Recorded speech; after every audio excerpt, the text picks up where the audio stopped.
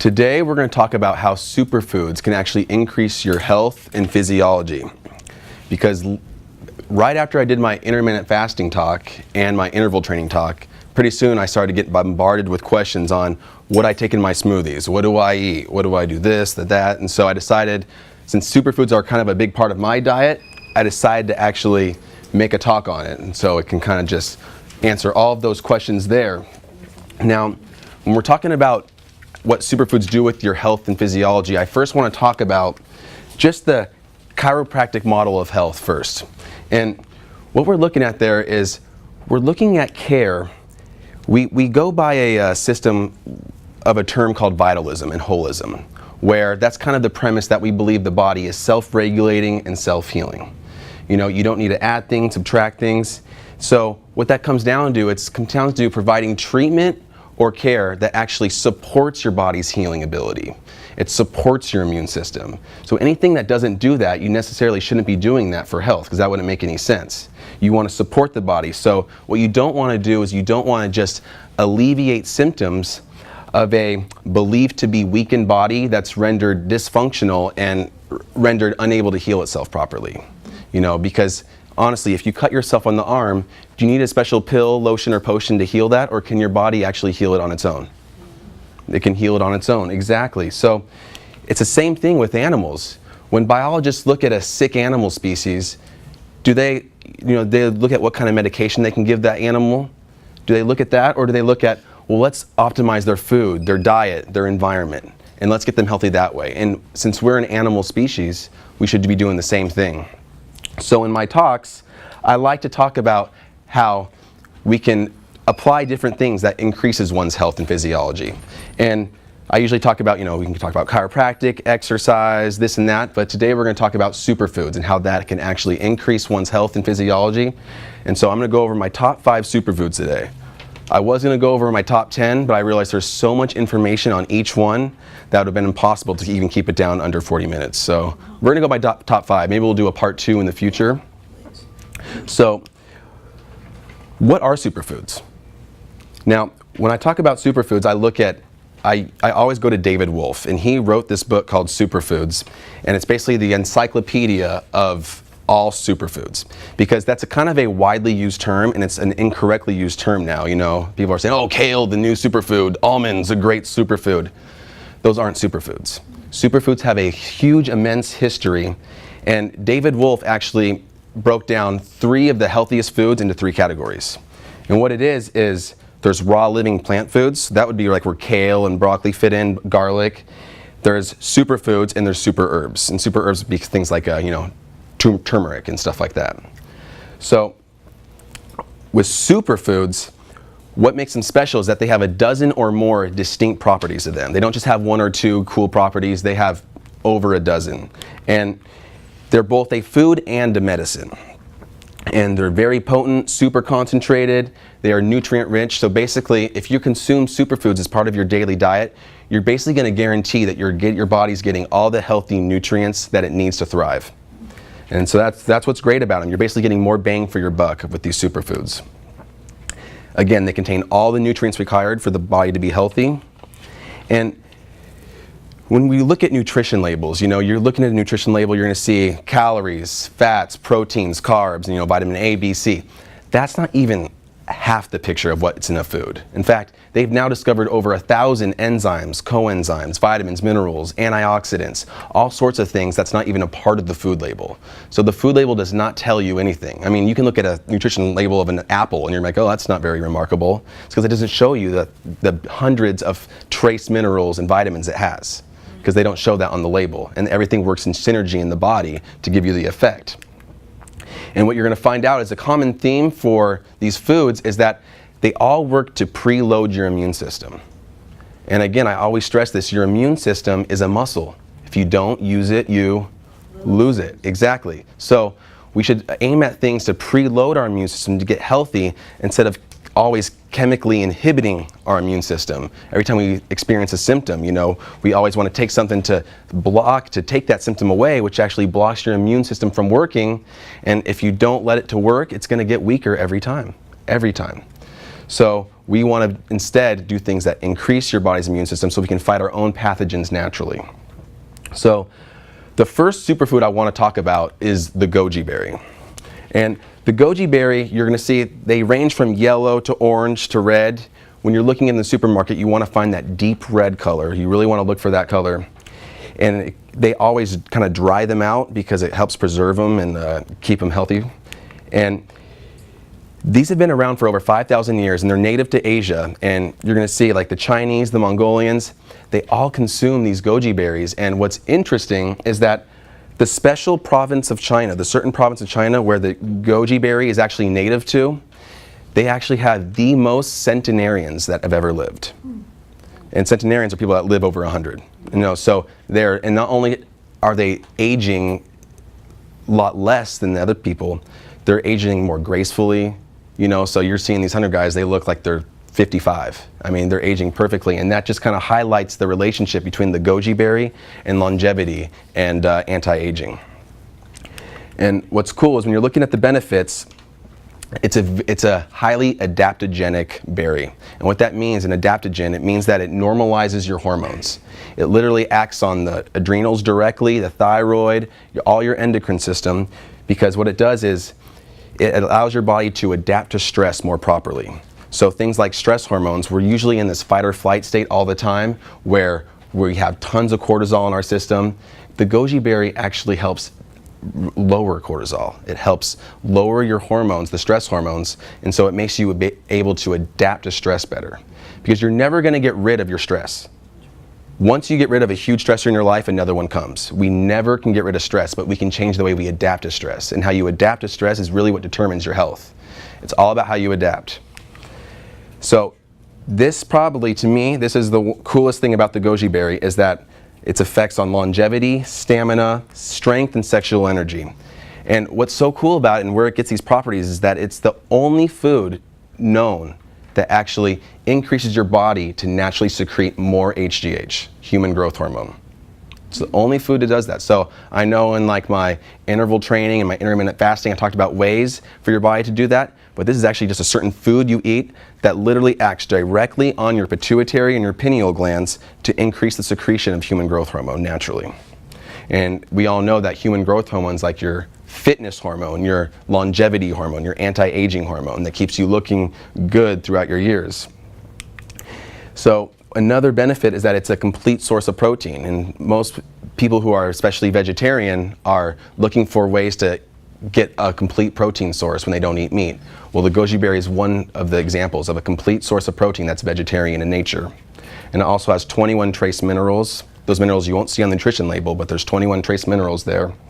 And it also has a huge effect on your vision. It has one of the highest contents of zeaxanthin and lutein, which is all essential for eye health. Now, when you're going to the market, we talked about you want that rich red color, but you also want to make sure that it's a moist berry. Most of them that you're going to find are just completely dried out, and so those rid a lot of the nutrients out there. So you want to look for 100% raw, organic, moist, and a dark red color when you're going there. And you can eat those. Things are easy to eat as a snack. They're pretty tasty, or you can put them in a smoothie, but the good stuff, I don't like to put them in a smoothie. I just like to eat them, The stuff that I don't really like the taste very much, I just throw them in my smoothie, add a ton of berries, and it kind of takes away all the taste, and I'm getting all the benefits that way. So my second superfood that I want to talk about is cacao, or chocolate. Now, cacao is actually the chocolate bean where chocolate comes from, and got news for you, chocolate only has one ingredient, and that's cacao. Does not include, butter, dairy. It doesn't include sugar. It doesn't include chemical additives. So the Hershey's chocolate bars, that's not chocolate. It's not. So it only has one ingredient, and that's the cacao bean.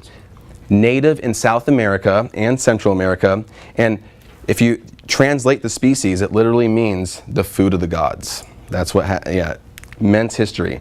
And what was cool is that the Mayans and the Aztecs, they viewed this bean as so valuable that they actually used that as money instead of gold. They actually valued the cacao bean over gold for money. So, fun fact, it is literally the highest antioxidant food on the planet. And people say, oh no, the acaias or pomegranate or blueberries. What if I told you that cacao has more antioxidants than the goji berry, red wine, blueberries, pomegranate, and blueberries combined?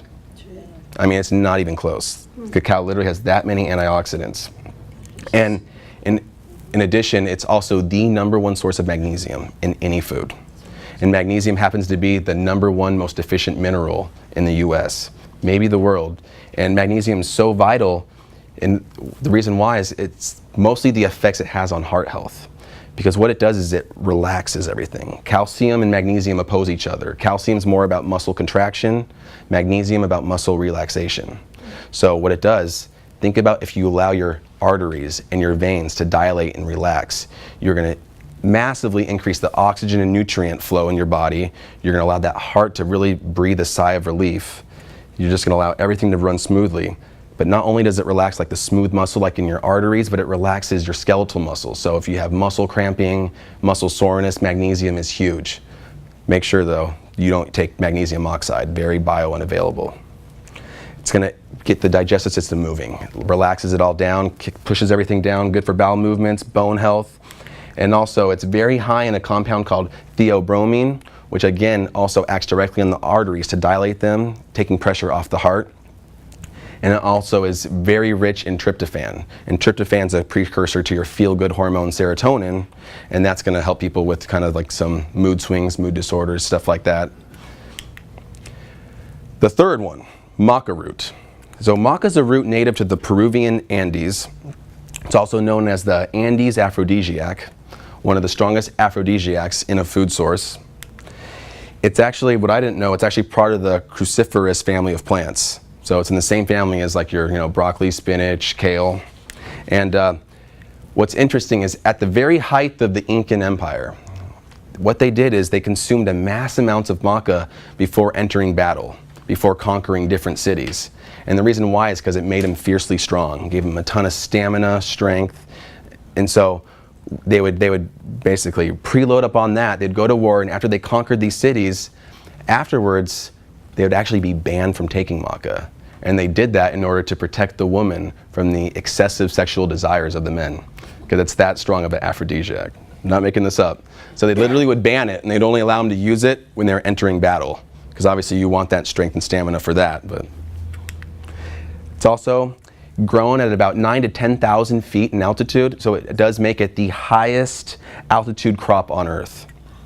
And it's not only just used by humans, but it's also used for a lot of animals, fertility issues as well. And benefits, again, include libido enhancing, fertility, strength, stamina. It's another adaptogen, same like as the goji berry, so it's going to neutralize your hormones. I mean, that's good for both males and females alike. It's going to act directly on the thyroid and the adrenals to help calm down those stress hormones. And it also is very good for females with menstrual irregularities, especially with them with their suffering from like mood swings and hot flashes. Very good. And when you're going to the supermarket, you want it's available in a powder. Just make sure that it's raw and organic, just like always. I use about a tablespoon in my smoothies, and that's probably a pretty good dose right there, about a tablespoon. I do it about 2 to 3 times a week with that. The next one, these last two there's a lot more information on. These have a huge, immense history, and the first one is going to be honey and bee pollen, so any type of bee product. And what's interesting is that next to Pharaoh's signature in like ancient Egypt on their important documents were bee symbols on there. The famous Greek vegetarian Pythagoras consumed bee pollen and bee products daily, as did his students, and that helped him for stamina and stuff like that. The Egyptians actually offered this bee pollen and stuff to the Egyptian gods, so they actually offered that to them.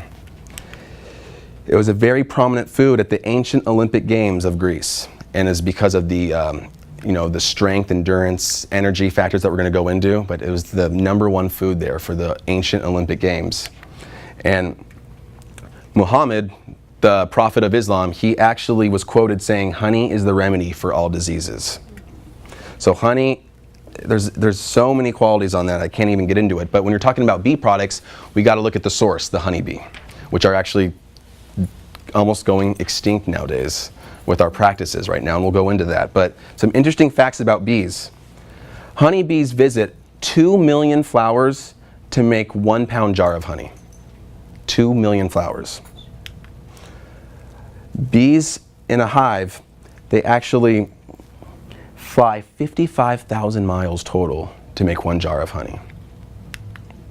The average worker bee in their entire lifetime makes only 1/12 of a tablespoon of honey. All worker bees are female. Honeybees are the only insect that produce food for humans. I didn't know that. And they are the only, honeybees produce the only food that never spoils. Literally will never spoil. They actually found edible honey in Egyptian tombs that was still edible and didn't spoil. And Egyptian tombs, I think that's a long time ago.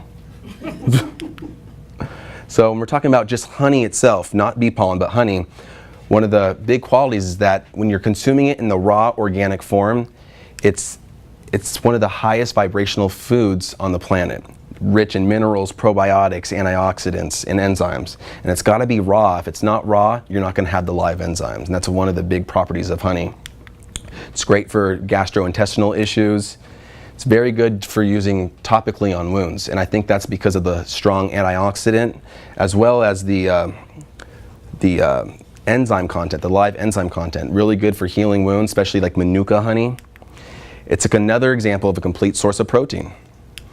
And just as a side note, you never want to consume honey if you have diabetes, pre-diabetes, or any type of cancer, because cancer cells literally feed off sugar. Doesn't matter what kind of sugar, doesn't matter the health qualities, if it's got this sugar, you just want to avoid it for those situations. So if you got that, you don't want to consume the honey.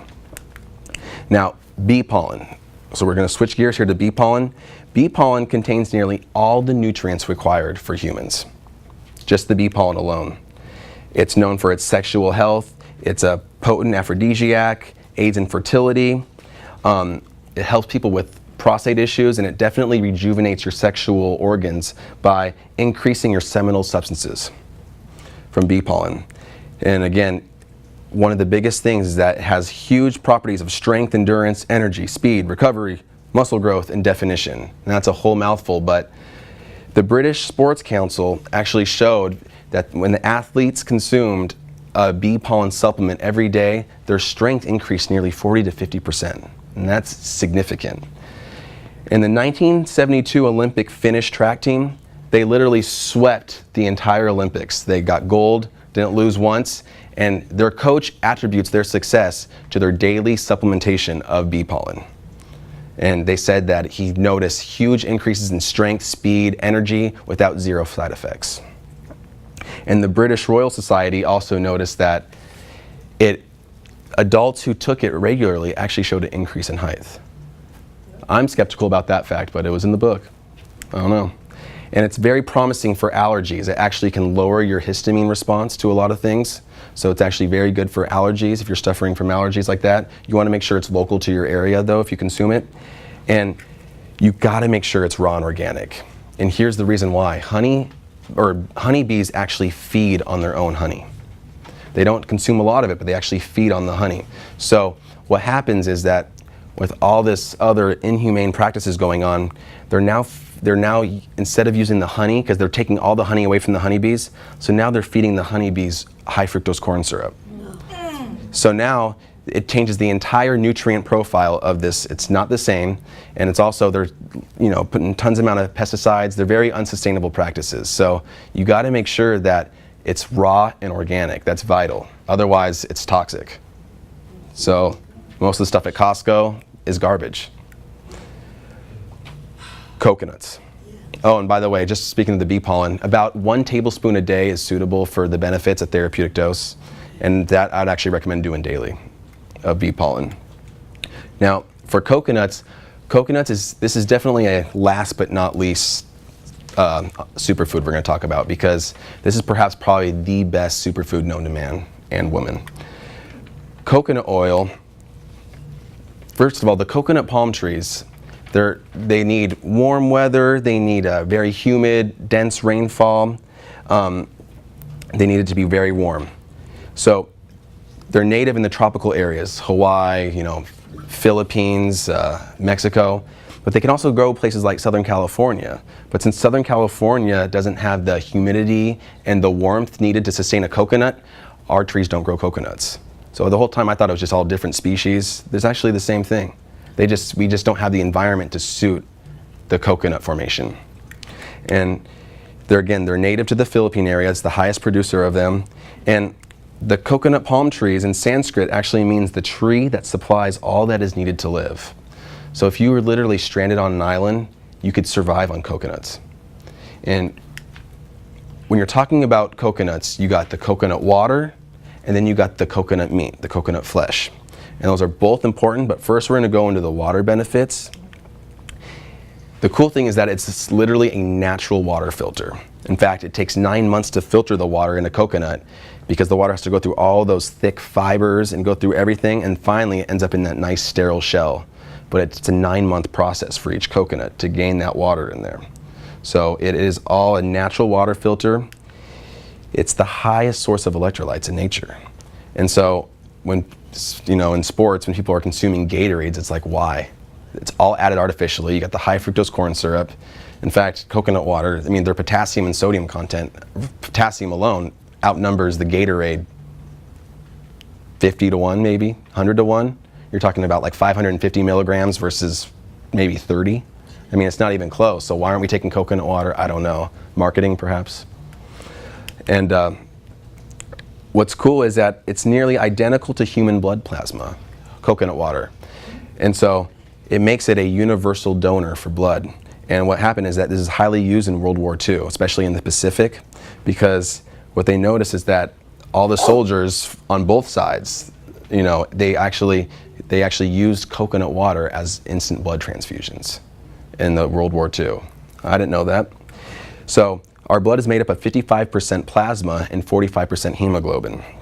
And hemoglobin is essentially transformed plant blood, like chlorophyll. So if you drink a drink of 55% coconut water and 45% green juice, or like a wheatgrass, you're literally giving yourself an instant blood transfusion. So if you want to clean your blood, there's really no better way than doing that right there. Because it fits the profile, fits everything. So now let's move on to the coconut meat, because the coconut meat, that's probably the most nutritious thing you can eat. And this is the coconut meat, the coconut flesh is where you get the coconut cream from. It's where they extract the oil from. So all of this comes from the meat. And the biggest thing is it's saturated fat content. That has the most benefits. And I know saturated fat, oh my gosh, run. You gotta realize that it's completely different in nature than the animal fats. The coconut saturated fat is not even close to animal fat. First of all, it's in its raw form, and second of all, it's in the form of medium chain fatty acids. So most of the saturated fats in animals are very long chain. So they take a while to digest. These medium chain fatty acids basically instantly get absorbed in the body, metabolized, and it increases your metabolism significantly. And they have antiviral, antifungal, antimicrobial benefits. And one of the big reasons is the lauric acid in it, the content. And so what's cool is that when you take the coconut, the medium chain fatty acids in there are so similar to the fats of your lipid membranes, of your pathogens, your bacteria, viruses, fungi, that fat can actually literally invade into the cell membranes and cause those viruses and microbes to release all the contents in your body, which allows for easy prey for your white blood cells. So it literally destroys all of that.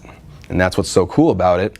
And it's a building block because you have trillions and trillions of cells. Every one of those has a lipid membrane, and this literally acts as an instant building block for those membranes, makes them very healthy. Saturated fat is vital, and it doesn't get stored as fat. I know. It's weird. You can literally eat 6 tablespoons of coconut oil a day and you will lose weight and you will lose circumference around your waist. And what they did is in the 1940s, farmers were trying to figure out a way to increase the fatness of their cattle. And so what they did is they started feeding them a ton of coconut oil. They're like, yes, we got it. So they realized all their cattle was turning muscular and thin and robust and healthy, and they're like, what the hell, this is not what I wanted. And so they instantly stopped that practice, and coconut oil kind of got a bad name for that, but it was a lot of the propaganda, so they went to more of the partially hydrogenized soybean oil instead.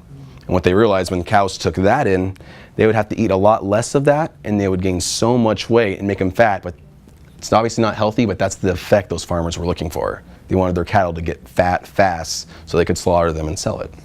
But the coconut oil, they ate tons of it, and they actually lost weight. They were thin, healthy. I mean, it was awesome. And so it's speeding up metabolism, reduces belly fat. Now, one of the best things coconut oil does is it increases thyroid function. So anyone with thyroid issues, especially, I mean, who doesn't have hypothyroidism? And I see that every day, countless times a day. It literally speeds up your thyroid gland naturally. And what it does is, it's interesting because it gets kind of confusing, but when you increase your thyroid function, that thyroid then is allowed to convert your LDL cholesterol into things like these really healthy steroids, such as DHEA and a substance called pregnenolone. And so that's why all the studies now are showing that you're actually increasing HDL, decreasing LDL, and you're severely decreasing arterial plaque when you consume coconut oil. And they're like, how can this be? It's a saturated fat. This makes no sense. It's all about what it does to the thyroid, and it supports healthy cholesterol formation in the liver. And so when you're increasing that thyroid, it converts that LDL, so it's literally taking LDL out of the body and making it into these DHA, pregnenolones, these healthy steroids that even help more of the longevity, more of your muscle growth, anti-aging, but also prevents obesity, prevents cancer. And pregnenolone also too acts directly cosmetically because it aids in skin health. It aids in eye health. You know, the bags under our eyes. It stimulates muscle contraction in your face to build those back up. It's used for everything. And so you're going to get healthy circulation to the skin, increase your memory, nerve function, and oh wait, there's more benefits. Hang on. It increases so if you take coconut oil with omega-3 fats, you're going to get twice the effect because coconut oil allows you to absorb that a lot better, twice as likely. It's going to increase sexual health, pregnancy, and fertility. And this is cool because it's the best builder. When you take the coconut oil, it's the best builder of male sexual fluids, and it also allows it to get, in women, it allows it to get instantly transform into breast milk. So it makes it very important in pregnancy, post-pregnancy, fertility, and for the baby too as well. And oral health.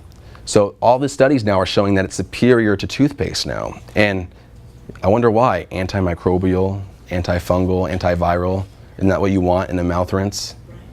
It makes sense, and especially for gum health as well. It cleans the teeth and gums, but it also kills the #1 bacteria that causes tooth decay, and that's Streptococcus mutans.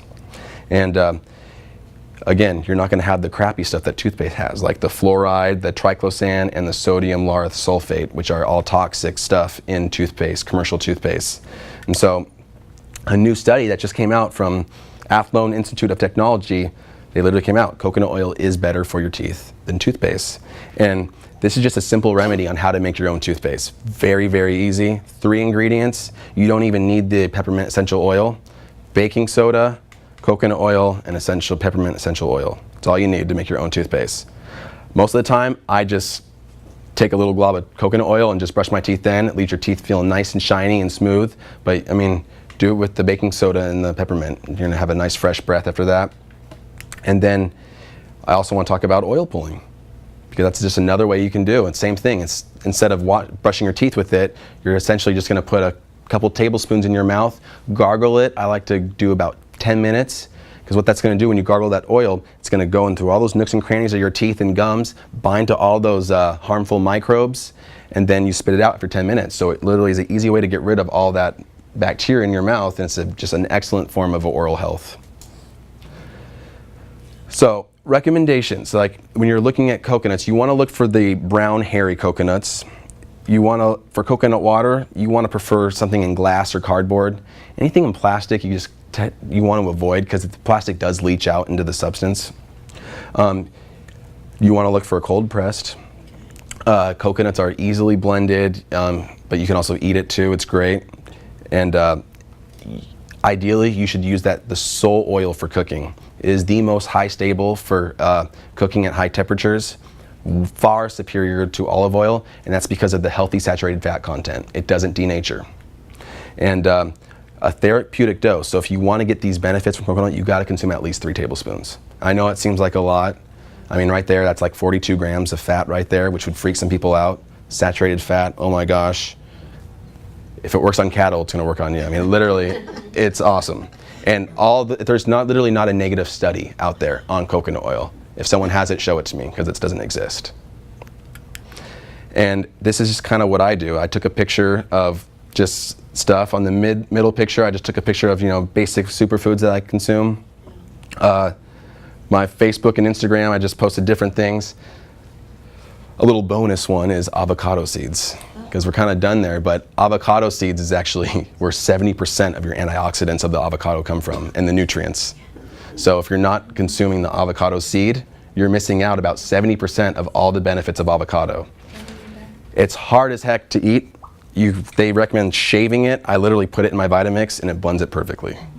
So if you have a Vitamix, you're in luck. If you have like a kind of a lower grade blender, it's not going to blend it too well, and you're going to get these chunks of seeds. It has a little nutty flavor. It's not the best tasting, but if 70% of all the nutrients are in that thing, I'm going to eat it. Yeah, the whole seed. Yep. On my shakes, I literally put the entire seed. Bigger the better. That's what I do. Yep. And so, in the blender on the left-hand side, at the very bottom, you'll see a big seed. It's kind of hard to see, but it's in there. And and juicing and everything. So that's how I incorporate it. The Vitamix is my best friend. They have tons of recipes on how to make these things tasty. People combine coconut oil with maca, coconut oil with cacao, and that can be good, and they can make these tasty treats. I don't have the patience or the gift of cooking to do any of that stuff, so I just put it in my Vitamix.